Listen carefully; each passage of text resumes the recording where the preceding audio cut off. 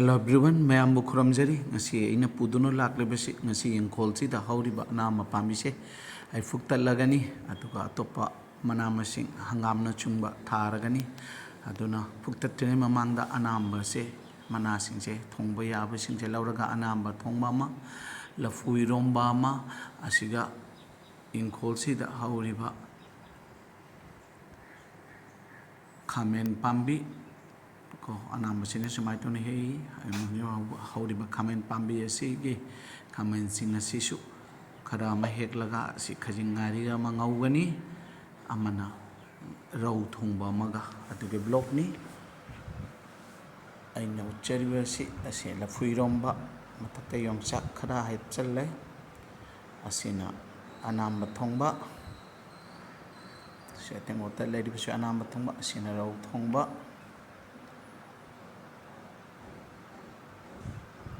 rau thongba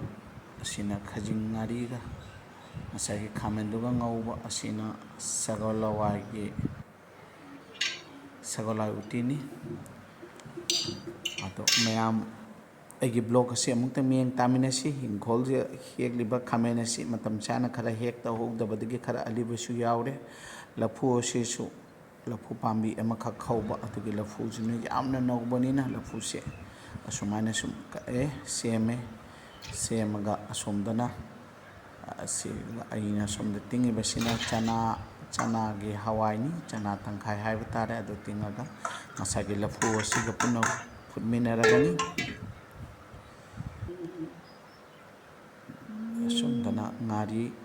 morok masinga khara jaure umorok ma hape aduga asida masagi aina jongchak maru se asida hapchale karigumba lafu siga hapsan batara bje jongchak maru ali banina maki amu busaruk to sonda pakkani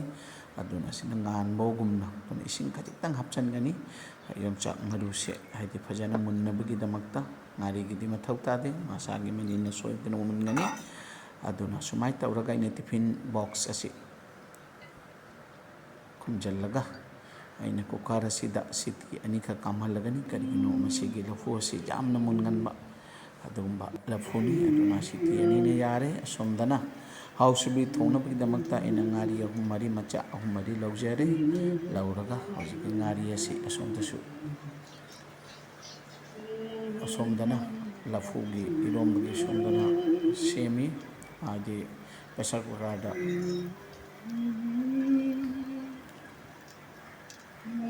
siti ani kamba ngajaraga lathokchagani asomdana ngari se laujari in the meantime aina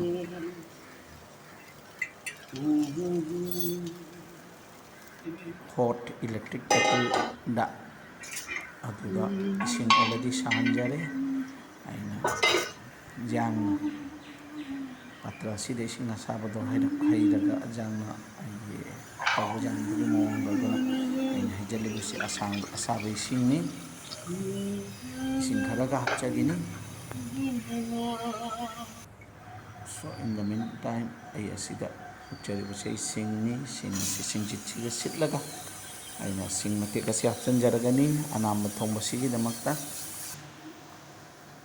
handaki chahi simgi matamgi anam thongba ngasina again khol chigi mathangi lakpada chaba tare handaki yang sigi sina isagi khol loinadi loibani aduna ngari asi aina lauri bangari asi ising si hapchan jare asomda sing swapchan khare aduna chamusina sumai tawdana ochabada nasai ngari do lauraga hapanina ising sida mamuttana toikhre asomdana city ani pressure cooker gi city ani kamba loire aduna gas ani flame se muthattare sigi weather sigi yamna sabu weather mate matarbasu aina su anama thongse asike block se semjaning madagi semjabani aina anamba thongba asida hapliba machalatena tomato ama onion tilhau ama maroina kopi khara asiso yengkholgi chanam kora khara pikpikna semle haribo खरा ऐसे अहोबदा हापिबसे चनमनी चमथोंग तौबदा चनम हापसे माके महाव अमा हेक्ते हेलई से अपाम मीना हापा पामदगना मसे optional नि अदुगा तिलहौ हपसरे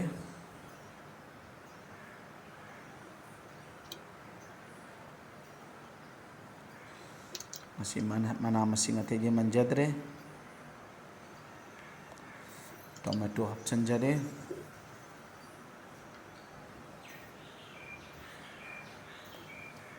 अदुगा मसागे मरोना copy गिंग खोल गिसे माक्सु हापले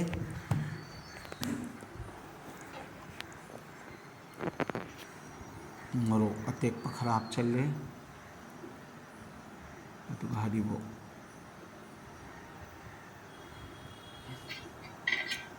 मैमबो my hobby अमसुंग my चाखुमगी माइकेदगी यामखे लेतना थागतचरी अगी channel असिबु support तौबीबगी अगिबु मैमगी चिल्लबा मतम मत असे अगी चैनल असिबु यंबगी यंबिनबगी मतम पिबिनबगी असी अगी खजिंगारी असे अने इसिंग असाबदा फजाना मतम कुइना मिनिट 15 तिंगबगी मतुंगा फजना चांगथोगा खजिंगारी असी खरा अमा आइना ngasiगे अनाम थोंबा सिदा हापसनजरे खरा अमना खामिन खजिंगारी गा ओइना ngौगनी असिदा सुनो थुम हापसनजरे खजिंगारी हापसनगरे हौजिक now is the time to provide the अनाम खरा यामी याम तारबसु पुनमक हापचलगनी सुम अखोय खरा येनारगा सुम चामिनानबा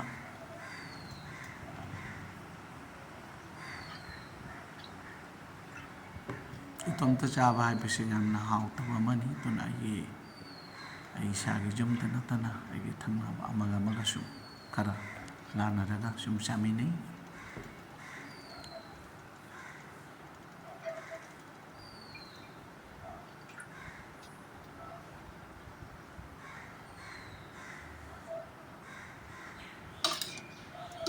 तो अनामसी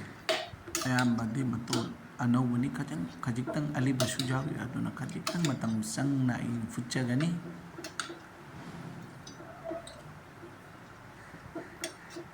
अनाम थोंबसिदा इन हापचगदब मचन लोइजरे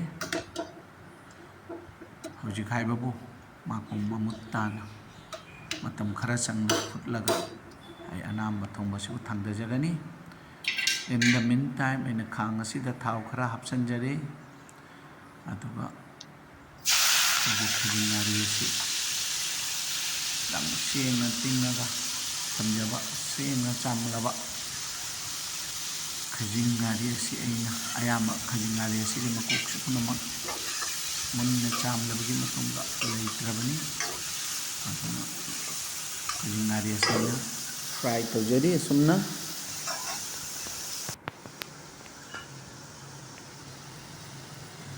आई खाबे अनी से तोान तोान सिजनै असोंगी अनाम थोंबगी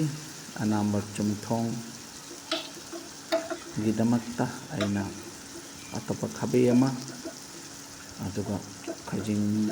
बु फ्राई तौरिबा असिना अतोप खाबे अमा तोान तोान खाबे अनी सिजनरी बसे खजिंगारी फ्राई असे ऑलमोस्ट जारकदोरे यामना फ्राई दी तौसलोय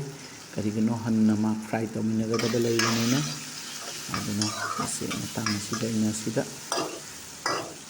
थों खजिक्तंगा मचु खजिक्तंगा हापचनजगनी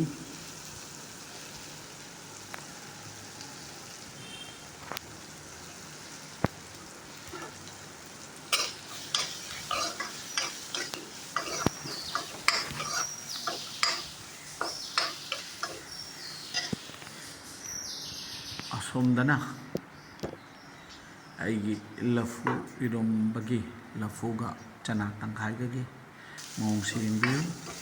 खजिंगारी असिसु यारे हौजिक कोथोकचरगनी पात्रसिदा मैम जिंबियु खजिंगारी असी यामना हाउगदब मौंग अमा ओइरबनी ꯉꯥꯔꯤ ꯑꯁꯤ ꯉꯧꯕ ꯃꯇꯝꯗ ꯑꯩꯅ ꯃꯆꯨꯒ ꯊꯨꯝꯒ ꯈꯖꯤꯛꯇꯪ ꯍꯥꯞꯆꯤꯟꯖꯔꯒ ꯍꯧꯖꯤꯛ ꯑꯁꯤꯗ ꯈꯖꯤꯛꯇꯪ ꯃꯑꯣꯡ ꯑꯃꯗ ꯑꯩꯅ ꯑꯁꯤꯗ ꯃꯔꯣꯏ ꯅꯥꯀꯨꯞꯄꯤ ꯍꯥꯞꯆꯤꯟꯖꯔꯤ. ꯃꯔꯣꯏ ꯅꯥꯀꯨꯞꯄꯤ ꯉꯥꯏꯍꯥꯛ ꯉꯧꯔꯕ ꯃꯇꯨꯡꯗ ꯑꯁꯤꯗ ꯑꯩ ꯑꯗ꯭ꯔꯛꯀ ꯃꯁꯤꯒꯤ ꯃꯥꯔꯀꯦꯠꯇ ꯁꯨꯝ ꯐꯪꯕ ꯖꯤꯟꯖꯔ ꯒꯥꯔꯂꯤꯛ ꯄꯦꯁ ꯑꯁꯤ ꯈꯖꯤꯛꯇꯪ ꯍꯥꯞꯆꯤꯟꯖꯔꯤ ꯑꯁꯤꯗ.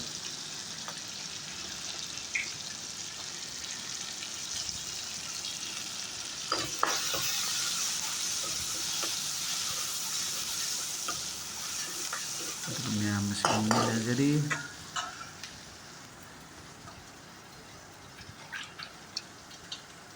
ꯑꯩꯒꯤ ꯏꯪꯈꯣꯜꯒꯤ ꯈꯥꯃꯦꯟ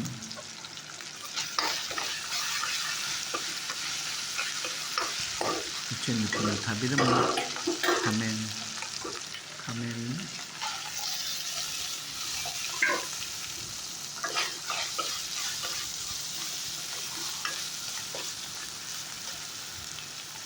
ꯍꯧꯖꯤꯛ ꯉꯥꯔꯤꯒ ꯉꯁꯥꯏꯒꯤ ꯃꯔꯣꯏ ꯅꯥꯀꯨꯞꯄꯤꯒ ꯍꯧꯖꯤꯛ ꯉꯥꯔꯤꯒ ꯈꯔ ꯉꯥꯏꯍꯥꯛ ꯉꯧꯃꯤꯟꯅꯕꯒꯤ ꯃꯇꯨꯡꯗ ꯑꯩ ꯉꯁꯥꯏꯒꯤ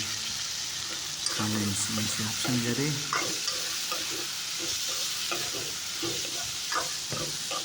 ꯉꯥꯏꯍꯥꯛ ꯉꯧꯔꯕꯒꯤ ꯃꯇꯨꯡꯗ ꯃꯊꯧ ꯇꯥꯕ ꯃꯔꯣꯏꯁꯤꯡ ꯄꯨꯝꯅꯃꯛ ꯑꯩ ꯍꯥꯞꯆꯤꯟꯖꯔꯒꯅꯤ. ꯊꯨꯝ, ꯃꯆꯨ, ꯃꯣꯔꯣꯛ ꯑꯁꯨꯕ, ꯖꯤꯔꯥ ꯄꯥꯎꯗꯔꯅꯆꯤꯡꯕ ꯑꯩꯅ ꯍꯥꯞꯆꯤꯟꯖꯔꯒ ꯉꯥꯏꯍꯥꯛ ꯃꯨꯟꯅ ꯉꯧꯔꯕꯒꯤ ꯃꯇꯨꯡꯗ ꯑꯩ ꯂꯧꯊꯣꯛꯆꯔꯒꯅꯤ. ꯑꯍꯧꯕꯗ ꯑꯩꯅ ꯖꯤꯔꯥꯒ ꯙꯅꯤꯌꯥꯒ ꯄꯨꯟꯕ ꯄꯥꯎꯗꯔ ꯑꯩ ꯍꯥꯞꯆꯤꯟꯖꯈ꯭ꯔꯦ. ꯅꯦꯛꯁ ꯑꯩꯅ ꯃꯆꯨ ꯍꯥꯞꯆꯤꯟꯖꯔꯦ. ꯊꯨꯝ ꯈꯖꯤꯛ ꯉꯁꯥꯏꯁꯨ ꯍꯥꯞꯈ꯭ꯔꯕꯅꯤꯅ ꯃꯊꯧ ꯇꯥꯕ ꯃꯇꯨꯡ ꯏꯟꯅ ꯍꯥꯞꯆꯤꯟꯖꯔꯦ. ꯃꯣꯔꯣꯛ ꯑꯁꯨꯕꯁꯤ ꯑꯂꯩꯕ ꯇꯦꯡ ꯈꯔ ꯍꯥꯞꯆꯤꯟꯖꯔꯦ.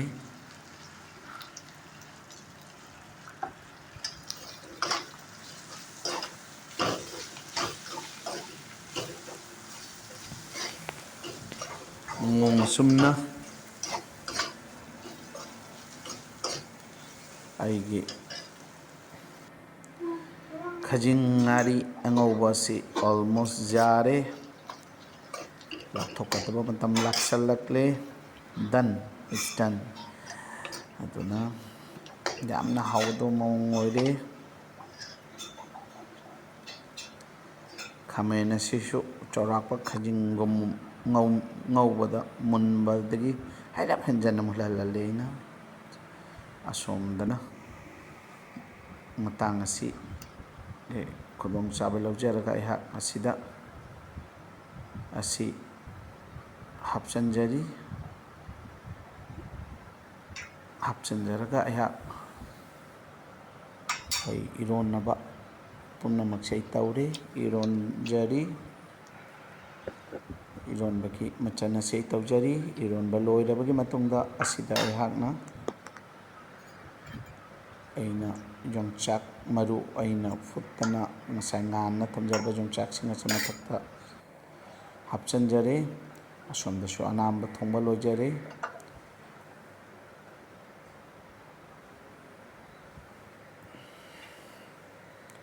ꯁꯣꯝꯒꯤ ꯏꯔꯣꯟꯕ ꯑꯁꯤꯗ ꯑꯩꯍꯥꯛꯅ ꯃꯊꯛꯇ ꯃꯔꯣꯏ ꯅꯥꯀꯨꯞꯄꯤ ꯈꯔꯒ ꯇꯤꯜꯍꯧ ꯇꯪꯈꯥꯏ ꯑꯃꯒ ꯆꯥꯏꯁꯤꯜꯂꯒ ꯊꯝꯖꯒꯅꯤ. ꯑꯅꯥꯝꯕꯁꯤꯁꯨ ꯌꯥꯝꯅ ꯍꯥꯎꯕꯒꯤ ꯃꯑꯣꯡ ꯑꯣꯏꯔꯦ. ꯍꯧꯖꯤꯛ ꯑꯩ ꯉꯥ ꯑꯁꯤ ꯐꯖꯅ ꯑꯩꯅ ꯃꯦꯔꯤꯅꯦꯠ ꯇꯧꯔꯕ ꯉꯥ ꯑꯁꯤ ꯔꯧ ꯑꯁꯤ ꯄꯤꯁ ꯇꯔꯥꯈꯛꯅꯤ. ꯑꯁꯤ ꯑꯃꯨꯛꯇꯗ ꯌꯥꯔꯤꯕ ꯃꯈꯩ ꯑꯩꯅ ꯐ꯭ꯔꯥꯏ ꯇꯧꯕꯗ ꯍꯥꯞꯆꯤꯟꯖꯔꯒꯅꯤ. ꯈꯥꯡ ꯑꯁꯤꯗ ꯔꯧ ꯑꯁꯤ ꯑꯩꯅ ꯃꯦꯔꯤꯅꯦꯠ ꯇꯧꯕꯗ ꯍꯥꯞꯄꯤꯕꯁꯦ ꯊꯨꯝꯒ ꯃꯆꯨꯒ ꯍꯥꯞꯄꯒ ꯃꯁꯤ ꯃꯦꯔꯤꯅꯦꯠ ꯇꯧꯖꯕꯅꯤ. ꯔꯧ ꯑꯁꯤ ꯂꯣꯀꯦꯜ ꯔꯧ ꯅꯠꯇꯦ, ꯆꯂꯥꯅꯤꯅꯤ. ꯆꯤꯡꯗ ꯌꯣꯟꯕ ꯂꯥꯛꯄ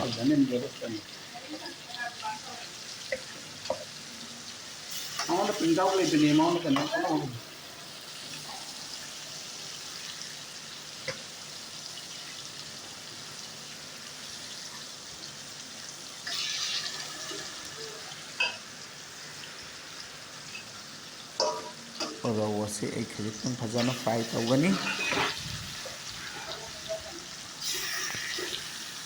ꯐ꯭ꯔꯥꯏ ꯇꯧꯔꯕꯒꯤ ꯃꯇꯨꯡꯗ ꯃꯨꯜꯂꯕ ꯅꯥꯀꯟ ꯑꯃ ꯁꯨꯃꯥꯏꯅ ꯇꯧꯅ ꯑꯣꯟꯊꯣꯛꯆꯔꯦ ꯑꯁꯤꯒꯤ ꯃꯇꯨꯡꯗ ꯂꯦꯝꯍꯧꯔꯤꯕ ꯑꯃꯁꯤꯁꯨ ꯑꯩꯅ ꯐ꯭ꯔꯥꯏ ꯇꯧꯖꯒꯅꯤ ꯐ꯭ꯔꯥꯏ ꯇꯧꯕ ꯂꯣꯏꯔꯕ ꯃꯇꯨꯡꯗ ꯑꯩꯅ ꯈꯥꯡ ꯑꯁꯤꯗ ꯑꯂꯨ ꯈꯔ ꯉꯥꯏꯍꯥꯛ ꯐ꯭ꯔꯥꯏ ꯇꯧꯔꯦ ꯑꯂꯨ ꯉꯥꯏꯍꯥꯛ ꯐ꯭ꯔꯥꯏ ꯇꯧꯕꯒꯤ ꯃꯇꯨꯡꯗ ꯑꯩ ꯑꯁꯤꯗ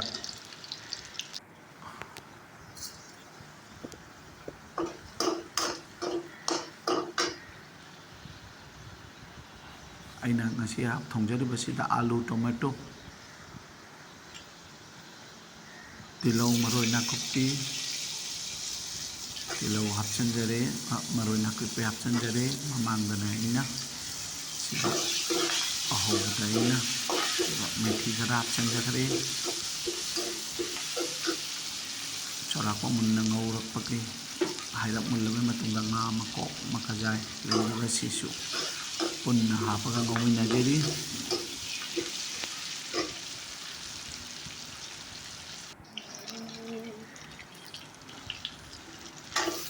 ꯑꯁꯤꯒꯤ ꯃꯇꯨꯡꯗ ꯑꯩꯅ ꯇꯣꯃꯦꯇꯣ ꯍꯥꯞꯆꯔꯤ ꯇꯣꯃꯦꯇꯣ ꯑꯁꯤ ꯍꯥꯏꯔꯞ ꯃꯨꯟꯅ ꯉꯧꯔꯕꯒꯤ ꯃꯇꯨꯡꯗ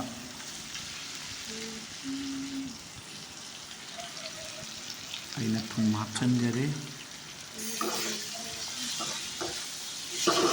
ꯑꯃꯁꯨꯡ ꯑꯩꯒꯤ ꯃꯔꯣꯏꯁꯤꯡ ꯃꯆꯨ ꯃꯣꯔꯣꯛ ꯑꯁꯨꯕꯅꯆꯤꯡꯕ ꯃꯊꯪ ꯃꯊꯪ ꯑꯩꯅ ꯑꯦꯗ ꯇꯧꯖꯒꯅꯤ ꯑꯁꯤꯗ ꯑꯩꯅ ꯍꯤꯡ ꯈꯔ ꯍꯥꯞꯆꯔꯤ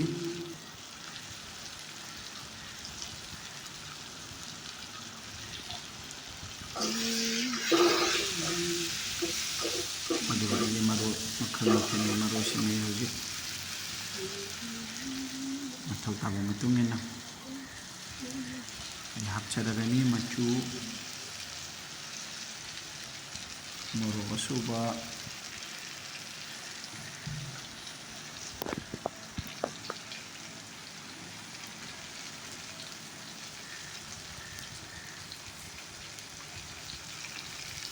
ꯑꯗꯒꯤ ꯖꯤꯔꯥ ꯑꯁꯤꯒꯤ ꯃꯇꯨꯡꯗ ꯑꯩ ꯏꯁꯤꯡ ꯈꯔ ꯍꯥꯞꯆꯤꯜꯂꯒꯅꯤ ꯉꯥꯏꯍꯥꯛ ꯐꯨꯠꯂꯕꯒꯤ ꯃꯇꯨꯡꯗ ꯏꯁꯤꯡ ꯍꯥꯞꯄꯒ ꯑꯩꯅ ꯁꯧꯍꯜꯂꯕꯒꯤ ꯃꯇꯨꯡꯗ ꯉꯥ ꯃꯇꯨꯝꯁꯤꯡ ꯍꯥꯞꯅꯤꯡꯕ ꯍꯥꯞꯀꯗꯕꯁꯤꯡꯗꯣ ꯍꯥꯞꯆꯤꯟꯖꯔꯒꯅꯤ ꯈꯔ ꯑꯃ ꯐ꯭ꯔꯥꯏꯁꯨ ꯊꯝꯍꯧꯒꯅꯤ ꯍꯥꯏꯕꯗꯤ ꯐ꯭ꯔꯥꯏ ꯆꯥꯅꯤꯡꯕꯁꯨ ꯂꯩꯕ ꯑꯃꯁꯨꯡ ꯐ꯭ꯔꯥꯏ ꯑꯣꯏꯅ ꯆꯥꯅꯕ ꯈꯔ ꯑꯗꯨꯅ ꯉꯥ ꯃꯇꯨꯝꯁꯤꯡ ꯍꯥꯞꯆꯤꯟꯖꯔꯒ ꯑꯩ ꯌꯦꯟꯁꯥꯡ ꯑꯁꯤ ꯐꯖꯅ ꯁꯧꯍꯜꯂꯒ ꯐꯖꯅ ꯃꯨꯜꯂꯦ ꯍꯥꯏꯔꯕꯒꯤ ꯃꯇꯨꯡꯗ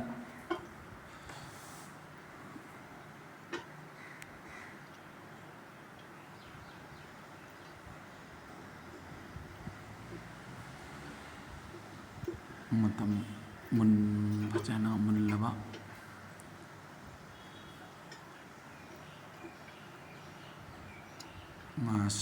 ꯉꯥ ꯃꯇꯨꯝꯁꯤꯡ ꯑꯁꯤ ꯑꯩ ꯍꯥꯞꯆꯤꯟꯖꯔꯤ ꯑꯗꯨꯁꯨ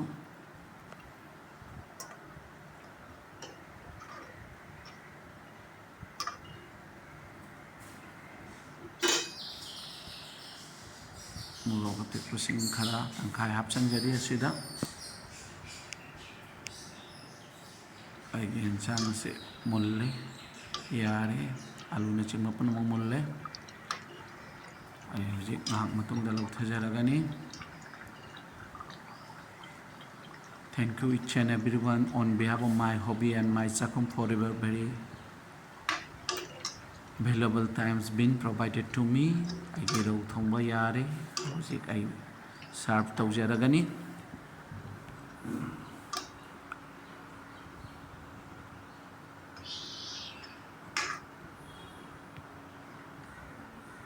ꯑꯩꯒꯤ ꯌꯦꯟꯁꯥꯡꯁꯤꯡ ꯑꯁꯤ ꯁꯥꯔꯚ ꯇꯧꯕ ꯃꯇꯝ ꯌꯧꯁꯜꯂꯦ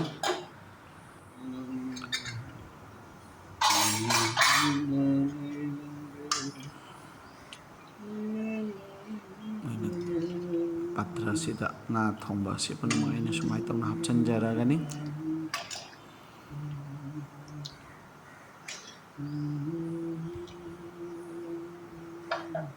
ꯑꯃꯁꯨꯡ ꯑꯩ ꯃꯑꯣꯡ ꯑꯁꯨꯝꯅ ꯑꯩ ꯁꯥꯔꯚ ꯇꯧꯖꯔꯤ ꯑꯁꯤꯒꯅ ꯑꯩꯒꯤ ꯆꯥꯛ ꯂꯐꯨ ꯏꯔꯣꯝꯕ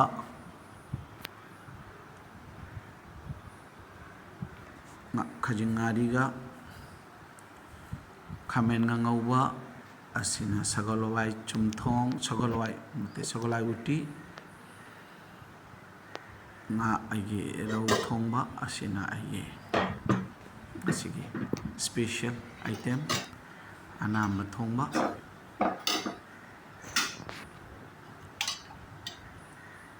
ꯑꯁꯨꯃꯥꯏꯅ ꯇꯧꯅ ꯊꯤꯗꯣꯛꯆꯔꯤ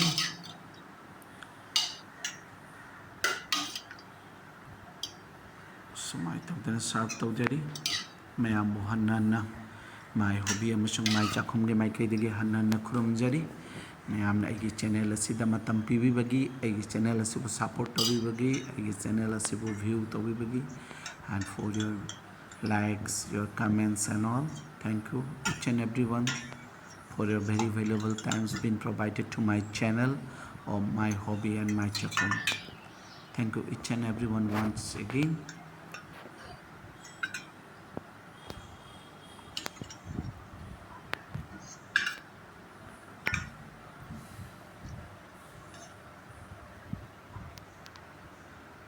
ꯃꯌꯥꯝꯕꯨ